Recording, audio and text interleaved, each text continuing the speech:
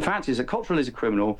The fact is that he gave money to Farage. If Farage, as he said, is so wealthy and has made so much money in the time when he was not in politics, why didn't he just pay for all this himself? The Sunday Times has a decades-long record of investigating powerful people.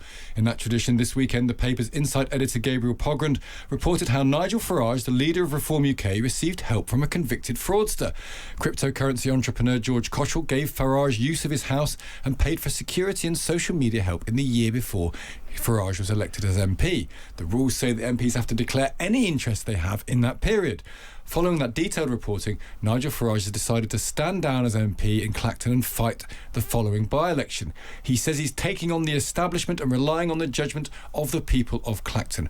Well, let's talk to the man at the centre of the story to a certain extent, the editor of the Sunday Times, Ben Taylor. Ben, morning to you. Morning. First, before we get to what the paper did, what do you make of the last 24 hours? I actually wasn't that surprised in a way. I thought that Farage appeared when he got back from America at the weekend in a pretty unpleasant mood. I think that the reporting around yesterday in yesterday morning's Times that the standards inquiry was going to drag on at least until September. In fact, nothing had actually been done of any note.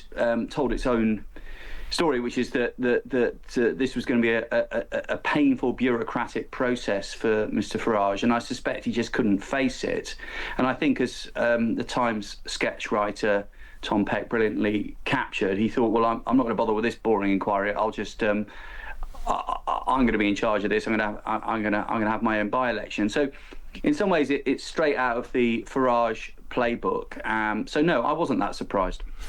So the Times and the Sunday Times at the heart of this story. The Times was called out by Nigel Farage. We'll get to that, but let's start with your paper. Why did you run the George Cottrell revelations, Ben? Well, I mean, where do you want to start? I mean, we've been working on it, just some background, working on it for quite some time. In fact, several months, if truth be told. I mean, you can't get away from the fact that this character, Cottrell, is a man that is at Farage's side. He's the pair are, they're peas in a pod. I mean, there's all sorts of cliches I could use, but fundamentally they are very close. And you can't go away from the fact that Cottrell served time in a federal penitentiary, as somebody put it, in 2016, after he'd been arrested on his way back from America with Nigel Farage. But, that really wasn't the point. I mean, that in itself is interesting, but the fact is that Mr. Farage, we discovered, had benefited from Mr. Cottrell's largesse. He had not declared it, and we just think that's a matter of public interest. And let's be quite categoric here. I mean, Nigel Farage wants to become Prime Minister. I mean, he has said that repeatedly for the last 2 years. He has done well in local elections. He's done well in the opinion polls. But fundamentally, he wants to run the country. And I think it's inconceivable that a decent free press would not put his close allies under a proper scrutiny. And I think what's been revealing about this is how the closer you get to the, if you like, the reform nexus, the less the party likes it. I think they've become quite used to the popularity and the acclaim that they've enjoyed. But if you scratch the surface, they don't like it, and that's why we ran it. I mean, fundamentally, we discovered things that we thought were in the public interest, and we put them out there. Now, it's for others to judge whether that's a terrible thing for Mr. Farage to have done. That's down to Greenberg, the Commissioner for Standards, and bluntly our readers. And I think they can make their own minds up. Our task is just to put the facts into the public domain. What do you make of Reform's attempt to go after Gabriel Pogrund?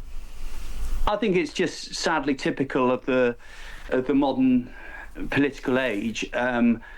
You don't play the ball, you play the man, and it's an extraordinary thing to do. It's not extraordinary. It's just extraordinary that they think that Gabriel, who who I've had the pleasure of working with for 6 years and admired him from afar beforehand, is in some ways a partisan journalist who has. I mean, I could list the people that he's investigated on the programme. You haven't got time, but bluntly, they come from all political parties, and and Reform know this, and they're not really trying to appeal to sensible people. What they're trying to do is to fire up their base, make them think it's a conspiracy. I think it's pretty appalling what they're doing. But do you know what? I'm not surprised. I mean, it's the last refuge of people who don't want to engage with the actual story. They just want to attack the person. Actually, it wasn't just Gabriel as well. It was a team that wrote it, and a team that's behind it, the Insight team, and they just want to attack them as opposed to actually engage with the facts of the story. They want a media row, clearly. I mean, they did it like yesterday about the Times as well. So the Times is not your paper, but you're a very experienced editor, Ben. They ran information about Farage's property portfolio. They included a picture of a house. They said it was in Kent. They gave no further details, and they said that Nigel Farage's daughter lived there. They also took the number out as well to make it hard to do a reverse search based on it. Is that fair game in your view to run a picture of a property owned by Nigel Farage but where his daughter lives?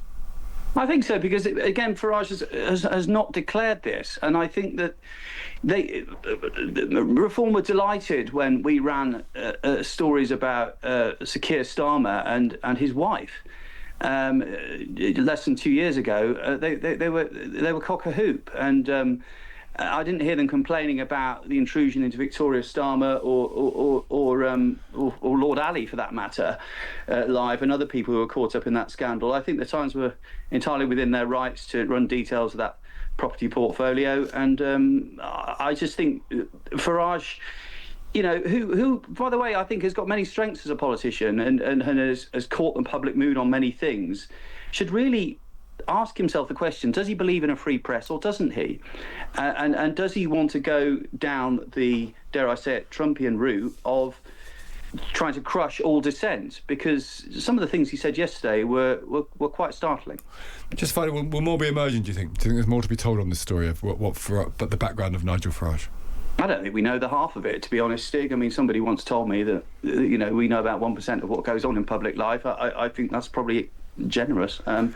I think that the way that Reform UK was set up, which, as you and your listeners may or may not be aware, is not a conventional political party. Essentially, it was a private company, has meant there's been opacity about its accounts and fundraising. If there are fresh revelations in today's Telegraph about the Cottrell family and money being funneled to Richard Tice, who's Farage's number two. These are facts that they just, that they don't particularly want in the public domain. And let's just go back to real basics here. The reason they don't want us writing about George Cottrell is because George Cottrell is a convicted criminal, and that is not a very good look for anyone who is running to be, the leader of the country. And we have to just keep reminding ourselves of that fact. Everything else is just noise. The fact is that Cottrell is a criminal. The fact is that he gave money to Farage. If Farage, as he said, is so wealthy and has made so much money in the time when he was not in politics, why didn't he just pay for all this himself? These are questions that will continue to be asked, I think, Ben. Thank you so much for taking the time to join us on the programme. Thank you. That's Ben Taylor there, the editor of the Sunday Times.